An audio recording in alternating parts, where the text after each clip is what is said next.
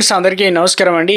ఇప్పుడే అందిన వార్త, బీఆర్ఎస్ మాజీ సీఎం కేసీఆర్కు ఊహించని అదృష్టం అంటూ లేటెస్ట్ అప్డేట్ అయితే రావడం జరిగిందండి. సో ఆ వివరాలు ఏంటనేది కూడా వీడియోలో తెలుసుకుందాం. వీడియోని చివరి వరకు చూడండి, అర్థమవుతుంది.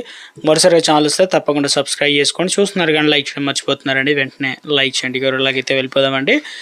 సో ముఖ్యంగా కవితకు సంబంధించి అంటే ఎమ్మెల్సీ కవిత ఇంటికి బీఆర్ఎస్ చీఫ్ కేసీఆర్ సతీమణి శోభ వెళ్ళారు. బుధవారం రాత్రి ఆమె అల్లుడు కవిత భర్త అనిల్ పుట్టినరోజు వేడుకలు అయితే జరిగాయన్నమాట. సో ఇక్కడ ఆసక్తికరమైనటువంటి సంఘటన అయితే జరిగిందనమాట.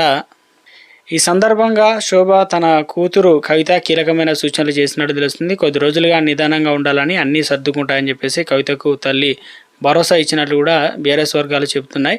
కల్వకుంట్ల కుటుంబంలో తీవ్ర విభేదాల వేళ కవిత ఇంటికి కేసీఆర్ భార్య శోభ వెళ్ళడం ఇప్పుడు చర్చనీయాంశంగా మారిందనమాట. ఎందుకంటే కవిత ఆహ్వానించిన కవిత కుమార్ పుట్టినరోజు వేడుకలకు కూడా శోభ వెళ్ళలేదు. సాధారణంగా కవిత కుమారి పుట్టినరోజున కవిత ఇంట్లో సత్యనారాయణ స్వామి వ్రతం చేసుకుంటున్నాయి. కార్యక్రమానికి శోభతో పాటు కుటుంబ సభ్యులంతా హాజరవుతారు. ఇక ఈ ఏడాది మాత్రం కుటుంబంలో జరిగిన పరిణామాల నేపథ్యంలో అలా అయితే జరగలేదన్నమాట.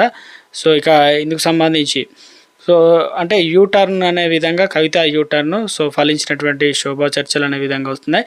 మరొకటి ఇటీవల కాలంలో సుప్రీంకోర్టు సంబంధించి పార్టీ మారినటువంటి ఎమ్మెల్యేల విషయంలో కూడా ఏదైతే 10 మంది ఉన్నారో తాము కూడా ఇప్పుడు బీఆర్ఎస్లోనే ఉన్నామనే విధంగా స్పీకర్ నిర్ణయం పైన ఒక అప్డేట్ అయితే వస్తుందన్నమాట. దీంతో మరి మొత్తం మీద అయితే ఊహించని విధంగా కొన్ని కీలక పరిణామాలు అయితే చోటు చేసుకుంటున్నాయి. ఇవన్నీ కూడా కలిసి వచ్చే అంశాలే అనేగా భావిస్తున్నారు. చూడాలి మరి రాజకీయ నిపుణులు ఇవి ఎంతవరకు కలిసి వస్తాయి. త్వరలోనే పంచాయతీ ఎలక్షన్లు ఉన్న నేపథ్యంలో ఈ ఇటీవల